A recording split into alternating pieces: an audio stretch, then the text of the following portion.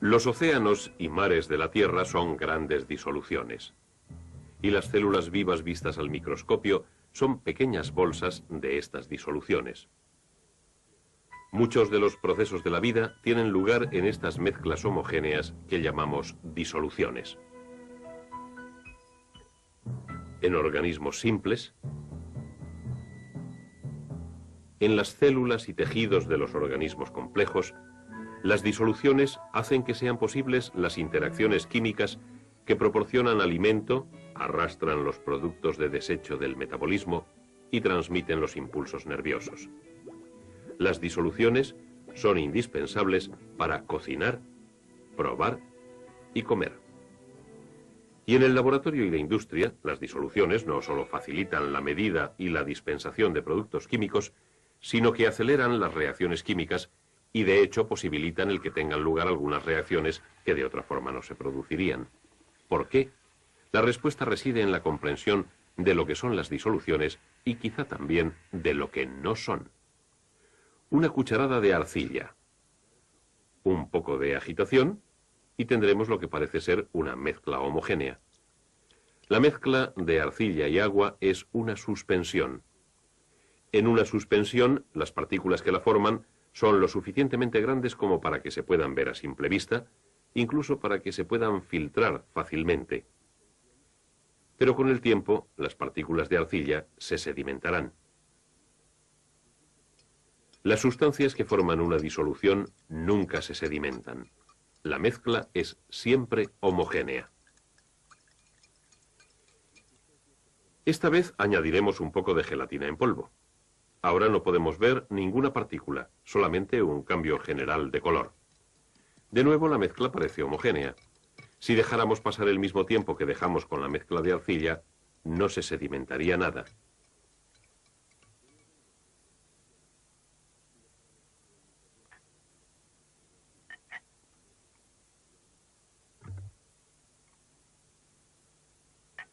Por supuesto, la gelatina podría sedimentar. Pero observemos cuál es el efecto cuando hacemos pasar una luz a través de la gelatina. Podemos ver la luz como un haz, puesto que las partículas de gelatina son lo suficientemente grandes como para reflejar y dispersar alguna de las ondas de luz, incluso aunque las partículas no sean lo suficientemente grandes para que las podamos ver. Esas partículas de gelatina son la causa del efecto Tyndall, pero esto nunca ocurre en una solución. En una solución no se dispersa un haz de luz. La mezcla de gelatina y agua es un coloide. Pero si cogemos de nuevo un vaso de agua y esta vez ponemos una cucharada de sal común y la mezclamos, obtendremos una mezcla homogénea de sustancias de tamaño molecular o inferior. Esta es una disolución de un sólido en un líquido.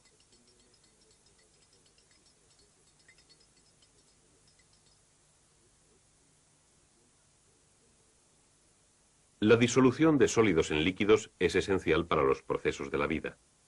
La sangre, un 90% de agua, transporta materiales a todo lo largo del cuerpo. Disueltas en la proporción líquida de la sangre, se encuentran sustancias sólidas que llegan a las células como nutrientes, así como productos de desecho para ser eliminados. Las disoluciones de sólidos en líquidos son las más comunes. Pero las disoluciones no se limitan solamente a este tipo de mezcla. Algunas disoluciones son mezclas homogéneas de gases en líquidos. El dióxido de carbono disuelto en agua proporciona a los refrescos su efervescencia. El oxígeno disuelto en agua es esencial para las plantas y animales que viven en el agua. Y organismos como el nuestro, que viven fuera del agua, dependen del oxígeno disuelto en otros gases. Esta mezcla que llamamos aire es una disolución de gases en gases. Las aleaciones comienzan su existencia como disoluciones de líquidos en líquidos. El acero, por ejemplo, se forma a partir de una disolución de varios metales fundidos, como el manganeso, vanadio y tungsteno en hierro. Pero cuando la mayoría de las disoluciones de metales pasan desde su fase líquida a su fase sólida, en otras palabras, cuando se solidifican, pierden su homogeneidad.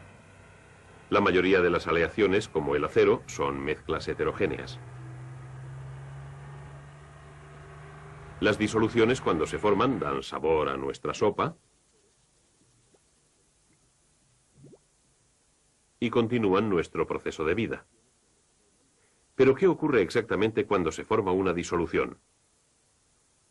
Para verlo, volvamos a la más simple y probablemente más clara ilustración, la disolución de una cucharada de sal común en agua. La sal, cloruro sódico, es una disolución iónica cristalina. Cada cristal está compuesto de una disposición regular de átomos cargados, iones de sodio y cloro. La atracción entre los iones positivos y negativos los mantienen unidos mediante enlaces iónicos y origina cristales del sólido iónico, cloruro de sodio. El agua es una sustancia molecular no iónica. Dos átomos de hidrógeno, mediante un enlace covalente con uno de oxígeno, forman la molécula de agua. Los enlaces tienen una gran fuerza. La molécula es electrostáticamente neutra, pero extremadamente polar. A causa de una distribución desigual de los electrones en las moléculas, el oxígeno tiene una carga parcial negativa y el hidrógeno una carga parcial positiva. El líquido, agua, se compone de un gran número de moléculas polares unidas mediante fuerzas electrostáticas de atracción entre los polos positivos y los negativos. Estas conexiones se rompen y se reforman fácilmente, proporcionando a las moléculas de agua gran movilidad en la fase líquida.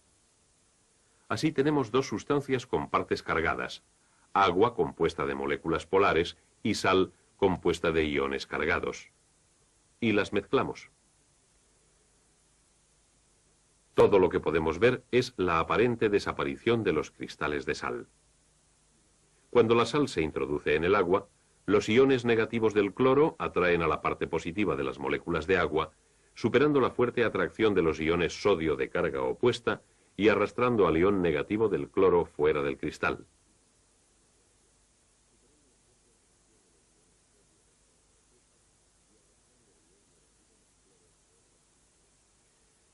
Y el mismo tipo de atracción tiene lugar entre los iones positivos de sodio y la parte negativa de las moléculas de agua. De esta forma, los iones en nuestro cristal de sal se disocian. Con el tiempo, si la sal se disuelve completamente, cada ion se rodea por un número determinado de moléculas. Esto se denomina hidratación.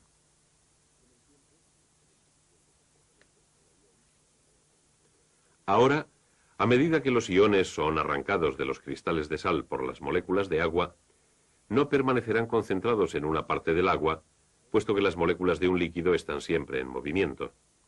Cuando observamos en el microscopio pequeñas partículas suspendidas en un líquido, vemos que se mueven en zigzag.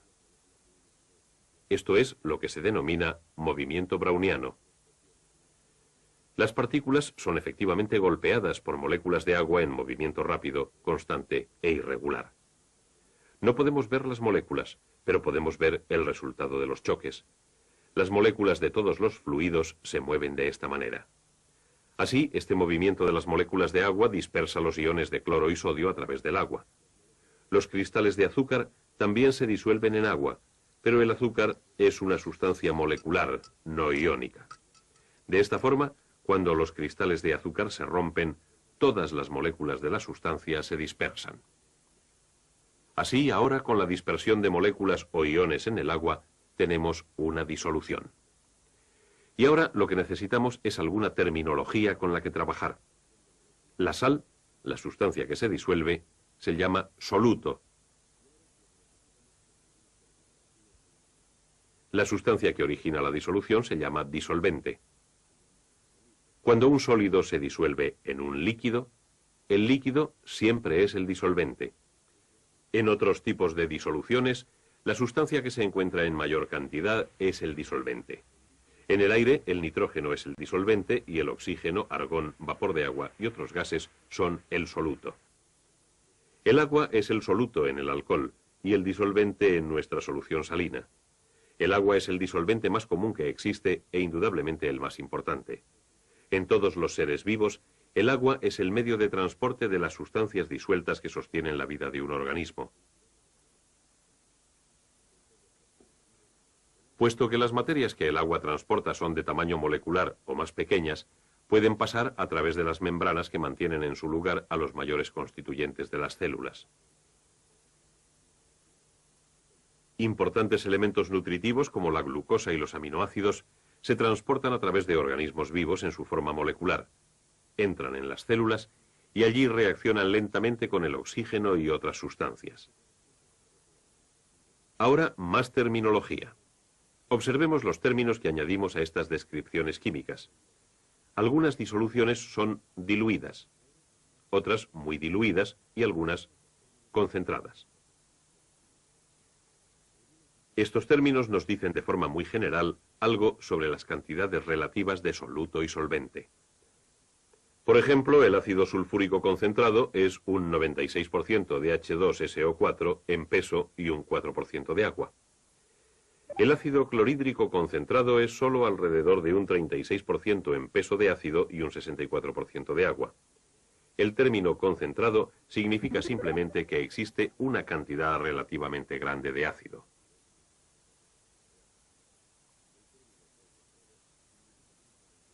Diluido significa generalmente que existe menos cantidad de soluto que en una disolución concentrada.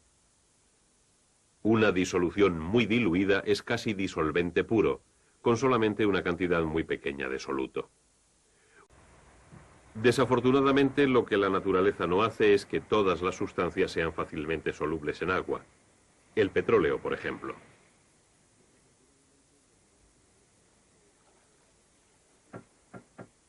El petróleo apenas si se disuelve en agua.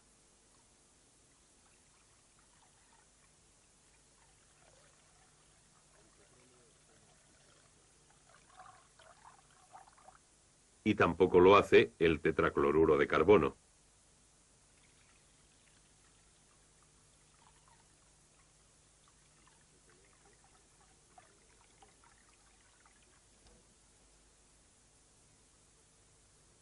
Y sin embargo, el petróleo se disuelve fácilmente en el tetracloruro.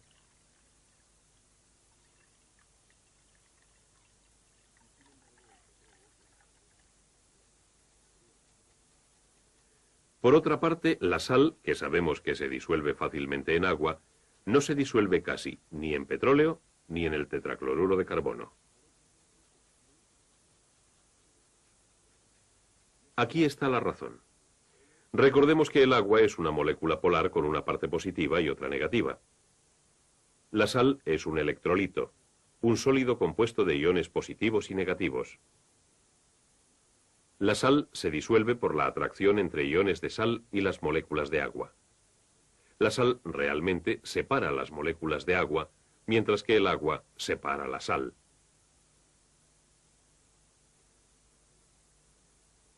Aunque el petróleo es una sustancia molecular como el agua, no es polar. El agua atrae otras moléculas de agua de forma mucho más fuerte de lo que atraen las moléculas de petróleo. Si una molécula de petróleo se introduce entre dos moléculas de agua, las moléculas de agua se juntarán de nuevo y expulsarán a la de petróleo. Así, el petróleo no se disuelve en agua. Pero el tetracloruro de carbono, al igual que el petróleo, es una sustancia no polar. Las fuerzas de atracción entre las moléculas de tetracloruro de carbono, entre moléculas de petróleo, entre moléculas de tetracloruro y petróleo, son todas similares. De esta forma, las moléculas de ambas sustancias tienden a deslizarse unas entre otras hasta que se llega a una distribución homogénea y al azar y se forma una disolución.